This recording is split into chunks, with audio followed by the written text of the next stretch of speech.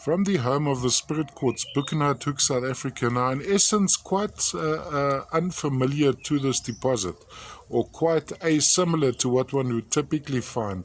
And my estimation is, although it doesn't seem like this, we may have an undertone or underling formation of chalcedony, which is often boteroidal in form, which has been dusted by these druzy quartz crystals. Also interesting, there's a third dimension.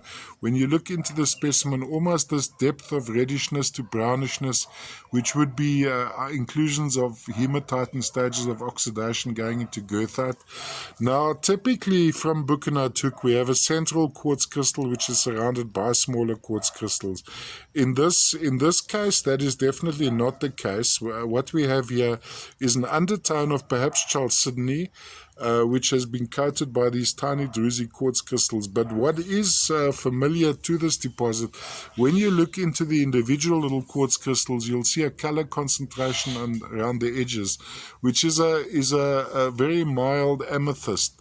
On my still pictures, it appears almost grey. It's actually a lovely amethyst, as you can see here, all the way from the home of the spirit quartz, Buchenhout, South Africa. From a display point of view, if you have it on a turntable going around like this, would need a stand, of course. You'd have this effect. You'd have a view right across the top, contact-free view. I think there's some minor scratching on that edge and that edge. Could have been sitting inside a vug where it scratched the other side of the vug.